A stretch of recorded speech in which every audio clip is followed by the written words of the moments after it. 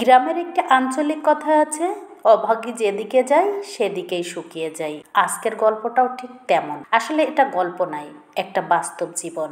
আজকে আমার বিয়ে, হঠাৎ করেই দেখাশোনা, তারপরেই বিয়ে। একেবারে মনে হয় 6 ঘন্টার ভিতরেই সবকিছু হয়ে গেল। ছেলেটা দেখতে অনেকটা সুন্দর, অনেক শিক্ষিত। আমি খুব একটা দেখতে ভালো না, আমার গায়ের রং কালো। তবুও কেন জানি না ফ্যামিলির পছন্দেই বিয়েটা হয়েই গেল। ছেলেটা এক প্রকারে বাধ্য হয়েই আমাকে বিয়ে করেছে। আমি যখন প্রথম বাসর ঘরে আমাকে বলল, শুনছো? আমি বললাম হুম।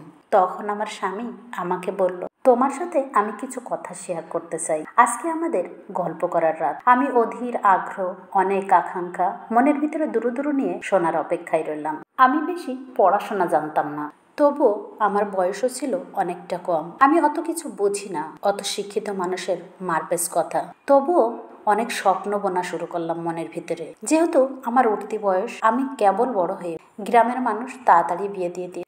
80-র দশকে মেয়েদের কিন্তু অল্প বয়সে বিয়ে দিয়ে দিত। একটা ফ্যামিলির ব্যাপার ছিল, কারণ ফ্যামিলির ঐতিহ্য ধরে রাখা। আর তখনকার মেয়েদের আসলে বেশি লেখাপড়াও খুব একটা কেউ পছন্দ করতো না। সেই নিয়মেই আসলে আমাদের বিয়ে হয়ে যাওয়া। যাই হোক, আমার স্বামী যে আমার সাথে কি বলবে সেইটা নিয়েই আমার মনের ভিতরে চলছে অন্যরকম দ্বিধাদ্বন্দ্ব, দুরু দুরু প্রশ্নের ভাণ্ডার। আমার অন্যরকম একটা আকাঙ্ক্ষা মনের ভিতরে কাজ করছে, কি বলবে, কি শুনবো, সেই অপেক্ষা যেন শেষই হচ্ছিল না। এখানে একটি অন্য কথা বল, আমার স্বামী দেখতে কিন্তু সেই হ্যান্ডসাম, একেবারে প্রথম দেখাই মেয়েদের ক্রাশ লাগার মতো, যা এখনকার মেয়েরা বলে। এতটা সুন্দর, এতটা স্মার্ট আর এতটা বুদ্ধিমান, যে কোনো মেয়ের স্বপ্নে দেখা পুরুষের মতো। ঘোমটার আড়ালে একটু করে দেখছি আর আমার কল্পনার জগতে চলে যাচ্ছি। কারণ আমি তো সাহস করে তাকিয়ে থাকতে পারছি না। আমার মনের ভিতরে একটা ভয় কাজ করছে, তারপরে তো লজ্জা আছে। যে কোনো মেয়েরই এক দেখায় ভালো লেগে যাবে। আমার হাজবেন্ড তো দাঁড়িয়েই আছে, ভাবছে আসলে আমাকে কি বলবে। হঠাৎ করে আজানের শব্দ, আজানের ধ্বনি ভেসে আসায় আমার হাজবেন্ড তখন আমাকে জিজ্ঞেস করছে, শুনছো? আমি আবার সম্মত জানিয়ে বললাম হুম শুনছি। আজান তো হয়েই গেল, এবার শুয়ে পড়ো, কারণ একটু পরেই আবার উঠতে হবে, সবাই ডাকাডাকি করবে। তারপরে আমি মনের ভিতরে অনেকটা আনন্দ নিয়ে শুয়ে পড়লাম। যথানিয়মে সকালবেলা উঠলাম, নতুন বইয়ের যা কাজ। সকালবেলা হাত মুখ ধুয়ে ফ্রেশ হয়ে আমি রেডি হয়ে বাহিরে এলাম, কারণ আমার যেহেতু রাতে বিয়ে হয়েছে, গ্রামের মানুষ কেউ বউ দেখেনি, সবাই তো বউ দেখার জন্য বাসায় এসেছে। আমার শাশুড়ি বলল যে সবাই বউ দেখতে এসছে, বউ দেখিয়ে দাও, বউ দেখা হয়ে গেলে বউকে নাস্তা করাও। আমাদের বিয়েতে ফ্যামিলির সবাই আসলে অনেকটা খুশি ছিল। আমি দেখতে যেমনই হই না কেন, আমার শ্বশুরবাড়িতে সবাই কিন্তু আমাকে অনেক পছন্দ করেছে। তারপরে আমার হাজব্যান্ড ঘর থেকে যখন বের হয়ে দেখেই তো আমার মনের মধ্যে একটা অন্যরকম অনুভূতি কাজ করতো।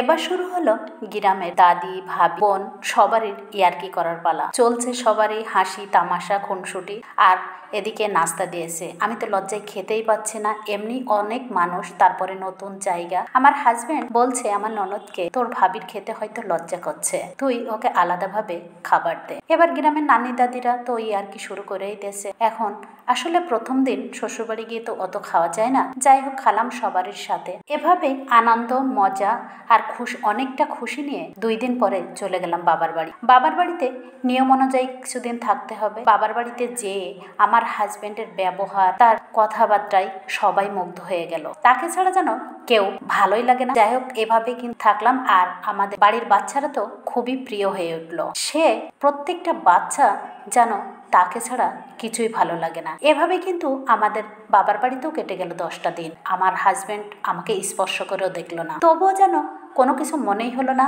একটা অন্যরকম ভালো লাগা তারপর আমার কাজ করলো। এভাবেই চলতে থাকলো। আবার চলে এলাম শ্বশুরবাড়ি। শ্বশুরবাড়িতে আসে দুজনের গল্পে বেশ দিনভর ভালোই ছিল। যখন 2 মাস পার হয়ে গেল, তখন সে আমার কাছে আর সত্যটা লুকিয়ে রাখতে পারলো না। এবার একদিন আমরা দুইজন শুয়ে আছি, হঠাৎ করে সে গল্পের ছলে তার কলেজের জীবন কাহিনী বলা শুরু করলো। বলল, আজকে আমি তোমার সাথে একটা সত্যি গল্প শেয়ার করব।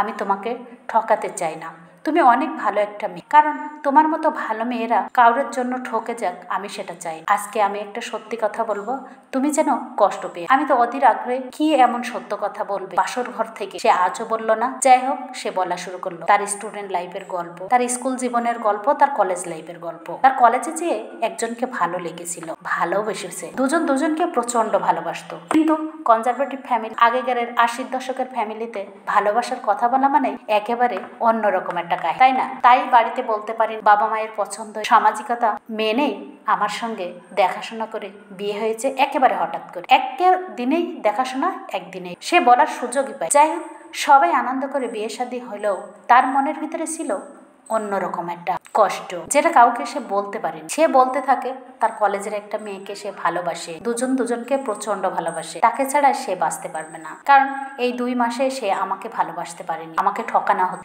তার কাছে মনে হয়েছে। কারণ আমি একজনকে ভালোবাসি আর একজনকে বউ হিসেবে ঘরে রেখেছি, তার প্রাপ্য মর্যাদা, তার সম্মান আমি দিতে পারছি না। তার স্বামীর কাছে নিজেকে খুব ছোট লাগে, তাই সে তার কাছে এই বিষয়টা প্রকাশ করলো যে আসলে তোমার মতো ভালো মেয়েদের ঠকানো উচিত না। আমার হাজব্যান্ড যখন এই কথা বলল, মনের অজান্তেই আমার 2 চোখ গড়িয়ে পানি পড়ছে। আমি বুঝতেই পারছি না আমার চোখগুলো কেন ভিজে যাচ্ছে। মনের ভিতরে উথাল পাথাল ঝড় শুরু হয়ে গেছে। আমি কি বলবো না বলবো কিছুই বুঝতে পারছি না। আমার হাজব্যান্ড আমাকে ডাকলো, তুমি কি শুনছো? আমি বললাম কিন্তু আমি বুঝতে দিচ্ছি না আমি কাঁদছি। কিন্তু আমার হাজব্যান্ড বুঝতে পেরেছে যে আমি কাঁদছি। তারপরে আমি বললাম, তাহলে তুমি কি চাও? তখন আমার হাজব্যান্ড বলল যে আসলে এইভাবে তো জীবন চলে না, 2 প্রান্তের মানুষ হয়ে থাকা যায় না। তোমার সাথে আমার বিয়ে হয়েছে 2 মাস, আমি তোমাকে প্রাপ্য সম্মান দিতে পারি। আমি মন থেকে পারিনি তোমাকে ঠকা। আমি ইচ্ছা করলে অনেক কিছু করতে পারতাম, কিন্তু আমি আসলে সেটা চাই না।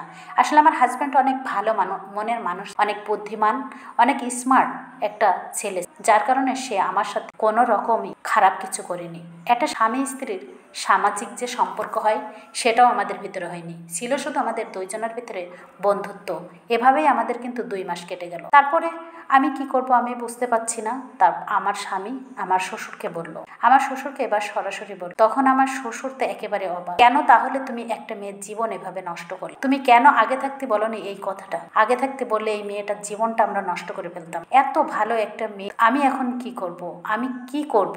আমার শ্বশুর পড়ে গেল টেনশনে। একদিকে ছেলে, একদিকে আমি। যতই মানুষ তো নিজের ছেলের দিকেই টান, পরের মেয়ের দিকে না, তাই না? যাই হোক, এইভাবেই আমার শ্বশুর আমার বাবার বাড়িতে গেল, গিয়ে আমাকে নিয়ে যাওয়ার কথা বললো। আমার বাবার বাড়ি থেকে নিয়ে গেল, নিয়ে যে আমি 15 দিন থাকার পরে আমার শ্বশুর বাড়ি থেকে লোকজন আসলো আমার বাবার বাড়ি। আমি তখনও জানি না আমাদের ছাড়াছাড়ি হয়ে যাচ্ছে। বাড়িতে এসে সব বড়রা বসলো, যেভাবে বিয়ে হয়েছিল ঠিক ওইভাবে আলোচনা চলছে। আমার হাজব্যান্ডের কাছে সম্মতি নিল। আমার হাজব্যান্ড আমাকে যা বলছিল তাই বলল যে আমি ওকে ঠকাতে পারবো না, ও অনেক ভালো একটা, কারণ আমি একজনকে ভালোবাসি আর একজনকে বউরূপে ঘরে রাখ, আমি সেটা মেনে নিতে পারছি না। তাই আমি ওকে ডিভোর্স দিতে চাই, কারণ সে অন্য জায়গায় বিয়ে করে সুখে। হায় রে সুখ, সুখ কি অত সহজ? যে স্বপ্ন নিয়ে আমি স্বামীর ঘরে গেলাম, সেই সুখই যখন আমার কপালে থাকলো না, অন্য জায়গায় সুখ হবে তার কোনো গ্যারান্টি কি আছে? আমার হাজব্যান্ড কি আমাকে দিতে পারবে? যথানিয়মে সামাজিক ভাবেই আমাদের ডিভোর্স হয়ে গেল। 80-র দশকে মেয়েদের ছাড়াছাড়ি হবে সেটা নিয়ে কেস আদালত, আসলে এটা তো একটা মান সম্মানের ব্যাপার, তাই সামাজিক নিয়মেই ডিভোর্সটা হয়েই গেল। এবার তো গ্রামের মানুষ তো চুপ করে বসে থাকবে না। আমি তো ওইভাবেই চলছে। ছোট্ট একটা বয়সে আমার জীবনে এত বড় একটা ধাক্কা, আমি আসলে তখন অত বুঝিও না। পরে যখন বুঝতে শিখলাম, আমার মনের অনুভূতিগুলো শুধু কাজ করত ওই দিনের আমার ওই হাজব্যান্ডের কথা। যাই হোক, ভিডিওটা কেমন লাগলো? ভালো লাগলে অবশ্যই একটা লাইক কমেন্ট করবেন, আর এই ধরনের ভিডিও পেতে চ্যানেলটাকে সাবস্ক্রাইব করে রাখবেন। পরবর্তীতে আবার অভাগীর কি হলো, বিয়ে হলো কিনা, তার জীবনটা সুখের হলো কি দুঃখের হলো জানতে কমেন্ট করবেন।